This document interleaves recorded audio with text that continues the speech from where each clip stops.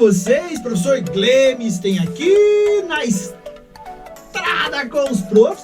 E hoje a nossa aula vai ser sobre força resultante centrípeta, aplicação nas lombadas e depressões.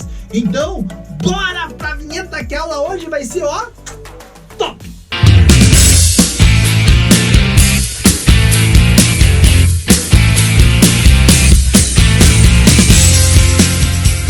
Olha só, moçada, quando a gente fala de força resultante centrípeta, primeiro você tem que ter bem claro a respeito desta definição.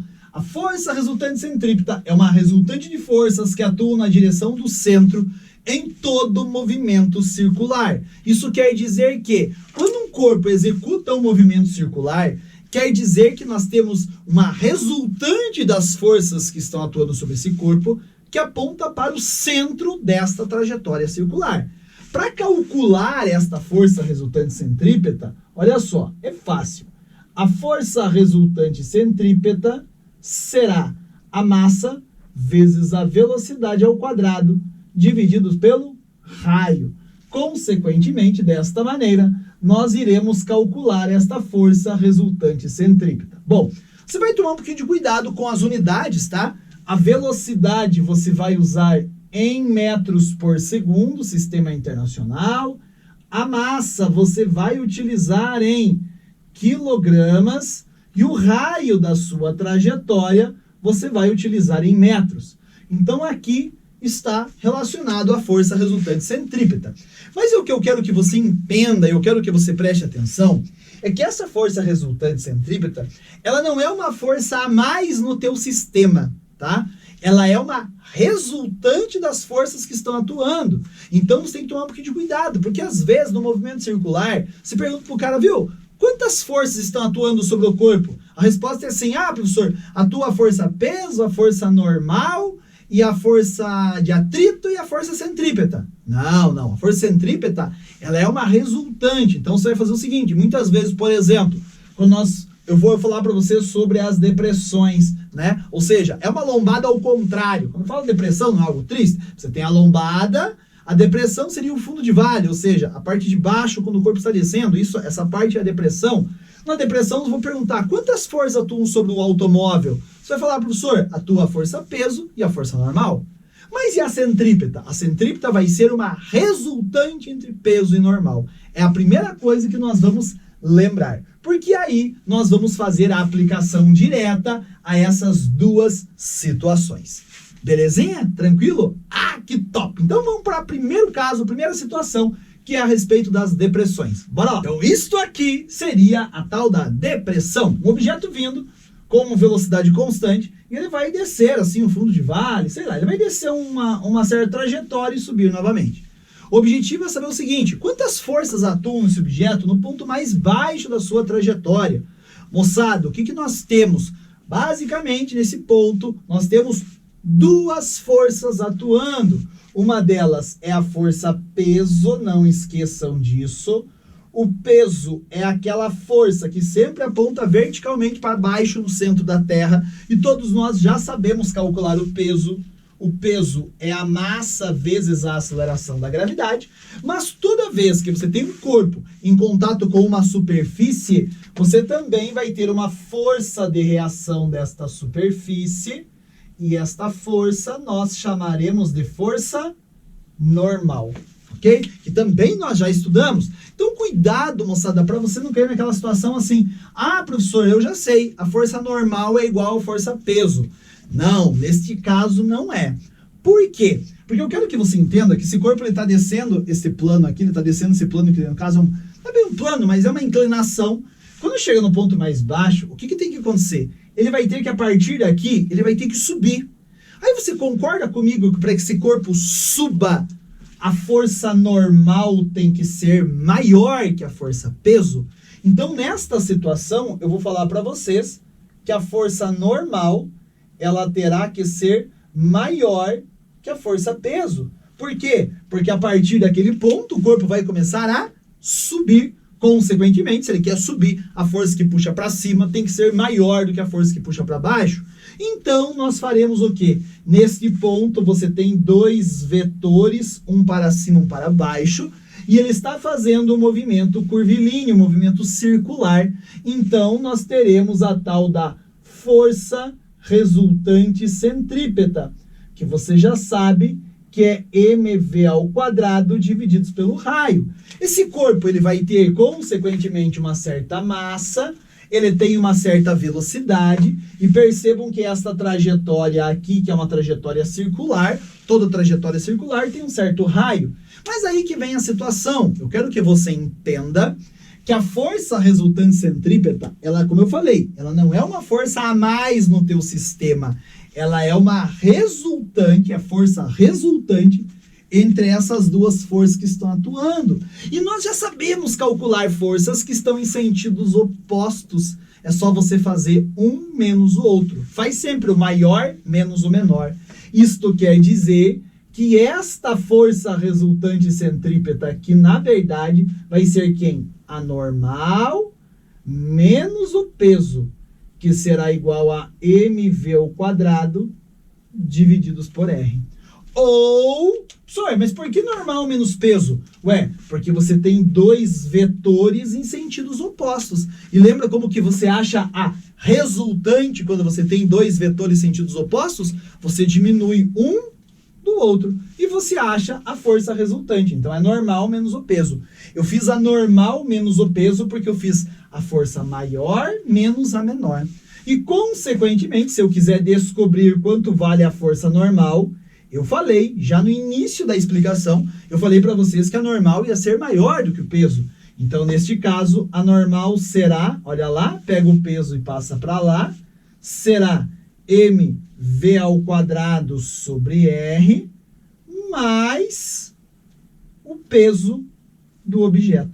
Isso quer dizer que no ponto mais baixo da sua trajetória, a normal é um valor maior do que o peso. É o peso mais isso daqui. Então tome muito cuidado, moçada, para não cair naquela situação assim, professor, eu já aprendi, a normal é igual ao peso. Não, a normal, na verdade, não tem nada a ver com o peso. A normal é a reação da superfície, tá? E nesse caso, eu acabei de provar para você que a normal é um valor maior do que o peso. É o peso mais alguma coisa, ok? E eu provei isso de que maneira? Com a força resultante centrípeta. Estamos entendidos a situação? Bacana? Então, olha só, se quiser dar um pause aí, dá para você analisar o esquema que eu coloquei para vocês. Esse é o esquema da depressão. Agora nós vamos para a parte da lombada, o ponto mais alto de uma lombada. Então, bora lá, gente! Então, olha só, moçada, a respeito das lombadas. Eu coloquei para vocês um esqueminha bacana. Você tem um objeto vindo com velocidade, a princípio, velocidade constante, onde ele vai subir uma certa lombada, um certo morro, algo assim, tá?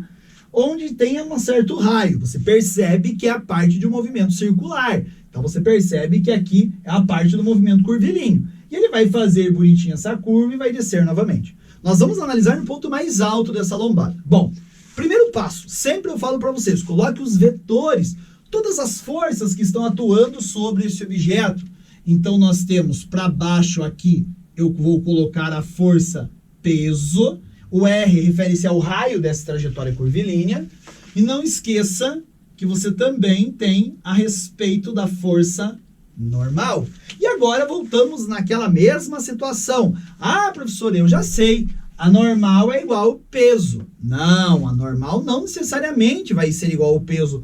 Para ser bem sincero para vocês, a não ser se um corpo estiver parado sem nenhuma força sobre um plano horizontal, se eu pego um corpo e coloco um corpo aqui em cima, como por exemplo a minha caneta está sobre a régua, nesse momento a normal da régua é igual ao peso da minha caneta. Mas só nesse momento, em qualquer outra situação que você tem um movimento curvilíneo, a normal não é igual ao peso. Professor, mas daí eu não sei se a normal vai ser maior do que o peso, se a normal vai ser menor do que o peso, o que eu faço? Bom, você vai vir aqui e vai dar uma olhadinha. O corpo está subindo, e a partir desse ponto ele tem que fazer o quê? Ele não vai descer? Para ele descer, o peso agora tem que ser maior do que a normal. A força que puxa para baixo tem que ser maior que a força que puxa para cima. Então, quer dizer que neste caso, o peso deverá ser maior do que a força normal. O peso vai ter que ser maior do que a força normal. Porque senão, todo mundo concorda comigo, Se esse peso não for maior que o normal, ele não vai descer, né? A partir daqui ele tem que descer. Então o peso tem que ser maior que o normal. E como que nós vamos descobrir então essa normal? Bom, voltamos naquela mesma situação. Força resultante centrípeta é mv² sobre R. Mas eu sempre vou falar a mesma coisa. A força resultante centrípeta, ela não é uma força a mais no teu sistema, ela é uma resultante. E novamente você vai olhar estes dois vetores, normal e peso. E eu pergunto para vocês, quem é a força resultante? São dois vetores em sentidos opostos. E quando esses vetores estão em sentidos opostos, como que eu faço para achar a resultante mesmo? Um menos o outro. Então será o maior menos o menor. Agora é o contrário. É o peso menos normal igual a mv² sobre R.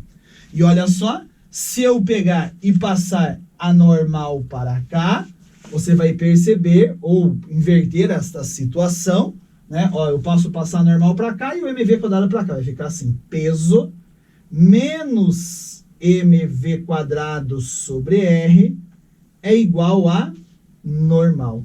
Ou seja, a normal é menor do que o peso. Tá aqui, ó. A normal é o peso menos alguma coisa, que é mv² sobre R. Então, a normal é menor do que o peso. Estamos entendidos? Bacana?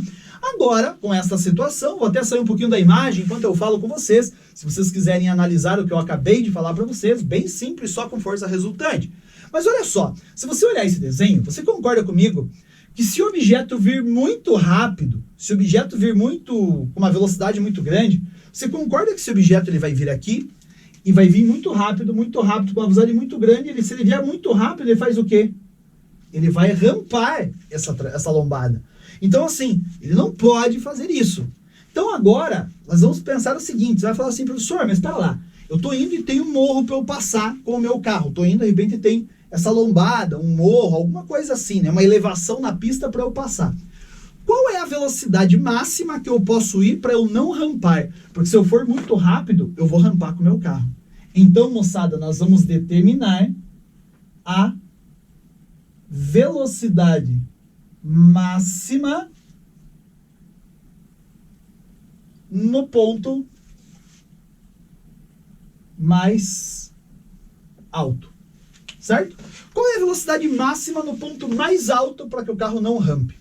Bom, esta velocidade, moçada, vai acontecer quando o carro vai vir rápido, mas ele vai vir naquele ponto que ele vai quase rampar, no momento em que as rodas elas vão se descolar do chão, ele cai de novo.